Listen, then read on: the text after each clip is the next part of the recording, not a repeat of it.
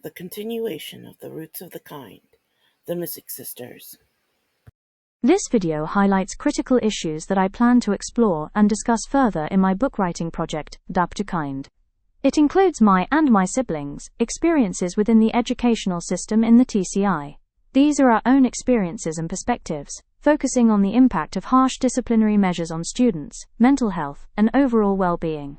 By redacting specific names and language, the emphasis shifts from individual blame to a broader discussion on systemic practices that may inadvertently contribute to student trauma, and better discuss the effects of generational trauma. This narrative underscores the importance of reflection and reform in academic and cultural environments, encouraging stakeholders and the public to consider the long-term effects of punitive measures.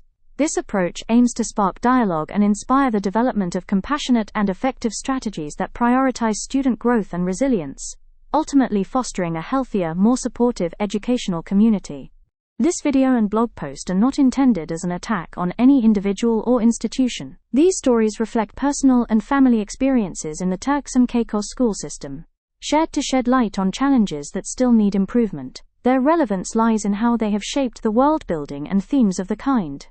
These are not attacks, they are stories. My story, my sisters' stories. Stories that shaped who we are, and stories that shape the kind. I share them to honor truth, to break cycles, and to show how real histories of schooling, colorism, and silence in the Caribbean flow into my creative work today. Before the kind became a myth map, it was a memory map. Leeward docks, potcake dogs, and classrooms that taught more fear than facts. This is the story of three sisters in Turks and Caicos, and the roots of the kind. I was born in Grand Turk in 1992.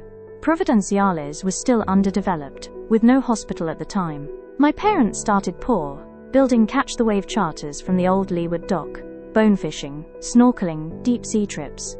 Our early homes were modest. I even slept in a bathroom on a pink princess bed. But we also had dogs, German shepherds and potcakes. With them I felt safe. With them, I could walk into mangroves and bush without fear. But when it came to school, safety was harder to find. My first schools were Precious Treasures, then Ashcroft, then Richmond Hills. At Richmond Hills I learned what colorism feels like when it carries a ruler. Called, red-skinned, punished for speaking up, silenced for being different. If I shared a happy memory, like fishing with family, I was beaten for bragging. My hair was a constant battle. Too curly for white products, too loose for black ones. Teachers sent me out of class to have it fixed. I missed lessons. I missed belonging. Eventually, I was held back from taking the high school entrance test, not because I wasn't ready, but because someone decided I wasn't. I fought back, studied on my own, passed, and went on to Maranatha High. But the scars remain. Anxiety about tests, fear of failure, silence as survival. Those scars became bones for the kind. A story of trauma, resilience, and transformation. My sister Sky remembers Ashcroft fondly, but Richmond Hills as cruel. She recalls punishments, rulers, wires, arms up discipline, for wrong answers or quietness. She kept her head down, blocked out names and details. What she carried forward was distrust, the sense that school was not safety, but surveillance. That being different meant being a target. Her consent to share this story is her way of helping others recognize the signs. My sister Raven calls Richmond Hills hell in itself. She remembers humiliation, being shamed for coloring strawberry shortcake yellow instead of brown, beatings with metal-edged rulers, lunch withheld while rewriting spelling words 5, 10, 30 times. She remembers cutting her hand taking a blow meant for another child, a bleeding toe forced back into a shoe so she could stand and pray. She remembers being singled out, labeled dirty, compared unfavorably to others. Even years later as an adult, she watched our younger half-sister face similar patterns. Denied tissues, confusing spelling bee eliminations, labeled a bad kid. Raven's words are sharp because the wound is. To understand how the kind takes root, you also need to hear my father's voice. He grew up in Turks and Caicos before electricity, before plumbing, learning survival from his parents, my grandparents. Their lives tell the story of how ordinary people carried us forward after slavery. For work, your grandpa was a seaman and a mason. Mason is people who build like all those native stone walls and do a lot of plastering and concrete. That's what he did on the land, but on on the water. He was a seaman. He grew up working on those mail boats back in the day that they used to take the boats to take the mail from the Grand Turk capital all through the Caribbean and down to Bermuda. So he was a sailor basically and a boatman. Then he evolved to being a fisherman, free diving and fishing. That's where I came in and learned my skills from fishing. And his ancestors go all the way back to the slave trade. You can trace our ancestors all the way back to the slave trade, coming down from Africa through the Caribbean onto the Caribbean islands. And same with your grandma. Her ancestors comes all the way down from the slave trade, even though they were not slaves. They were already, slavery was abolished by the time they were born, but not too long before they were born.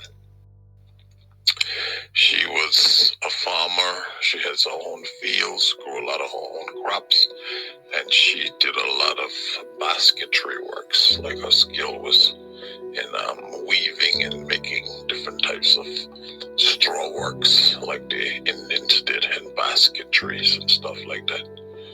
But her ancestors also went back, came up through the hard times of the ending of the slave trade.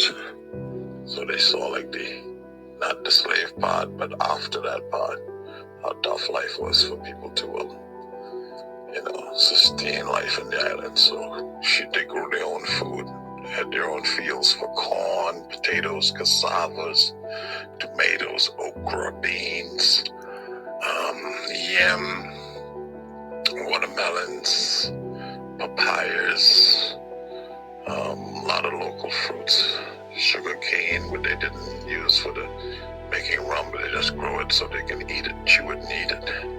And we made our own grits from the corn. We had hand mills. We had our own chickens and pigs and cows. So they grew up. And back in the day, before there was plumbing and all that, we used to have something called the outhouse. A little house out in the back where you would go to do your thing. I don't know if you know about outhouses, but we were here before electricity. I even came before electricity. Electricity never came until I was about 10 years old. Yeah, I think 10, 11 years old. So I grew up in all of that. My father's story doesn't stop in the past. It flows into the present, into how he sees our islands today, and the unfinished business of Britain's colonial shadow. How we feel and how the islanders benefited or not benefited from the British, and how we feel about the British still being here. Because the island at this point, Turks and Caicos Island at this point, is starting the groundwork to go for our independence. We would like to be independent of the UK and independent of British colonialism law, because it's outdated and it's old and it dates all the way back to slavery. So we are the government at this point is already starting the groundwork and the litigations and laws changing and stuff to submit to the British government that we will be seeking our independence from them shortly. So that should be done in the next 3 years or so. So no, we're not too happy about the British still here in our country because they don't do much for us. They help out after a crisis situation, but they're in charge. They're still in charge of our defense department, and they're still basically the overseer of our territory. So we have to answer to the British from all the way here in the Turks and Caicos. Most Caribbean countries has already ousted the British from their country, but the British presence is still there. Their presence will always be there and be here because they have businesses here, and that is going to have to be tolerated and just the way the mean of life is.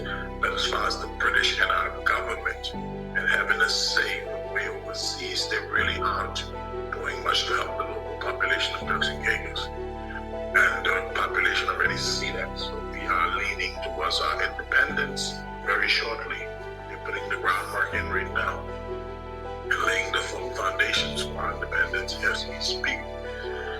The government's pretty stable. The island is making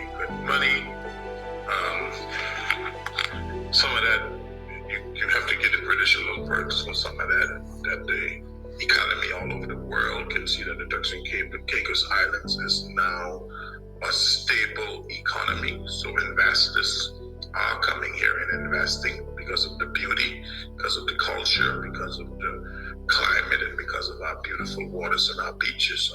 That's mainly is the landscape, the beautiful beaches and waters. It's mainly why tourists come here. And the constant climate, the constant sunshine.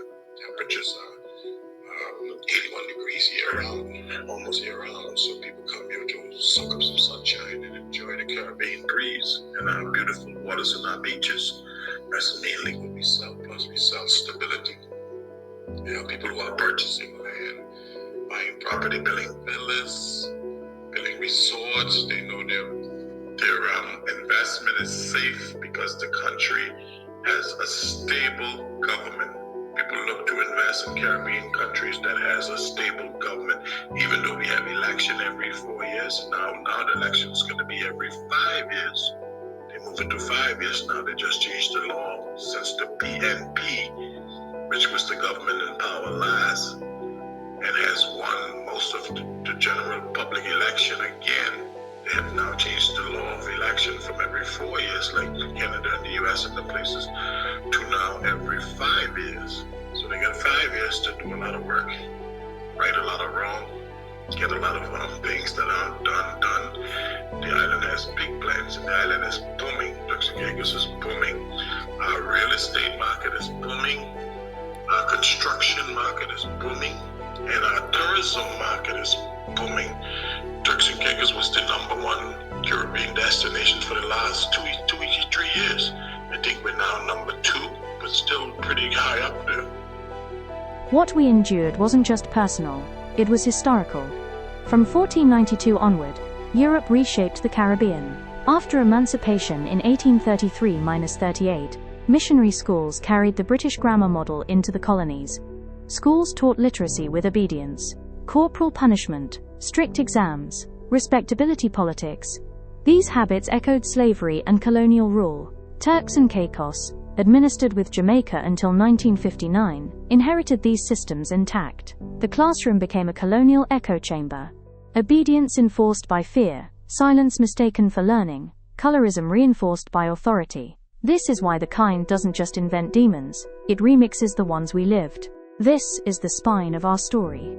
Generations surviving, adapting, resisting. From outhouses and hand-milled grits, to tourism booms and independence plans, that arc, the struggle to be seen, to be free, to define ourselves, flows straight into the kind. The kind doesn't sensationalize pain, it metabolizes it. Our folklore, Souquillon, La Diablesse, Hartmann, was survival code. Don't wander at night, beware the predatory. Obeya workers were not cartoon villains but community specialists. Like memory itself, folklore is fluid. As Marsha Gomez McKee writes, we're free to retell and renew. In The Kind, the open eye is a key between worlds, the scene and the hidden classroom where we learned our first myths, fear, shame, and eventually resistance. Stories are survival. Survival becomes transformation. This is the root of The Kind. Thank you for listening to our story. Thank you for seeing where The Kind begins. We are now done with our story's roots and will venture further into European influence, as well as my own journey growing into an adult in Canada, including my mother's story and her side of the family. Before then, we had more detailed stories to share between my sisters and me, growing up in the Turks and Caicos Islands.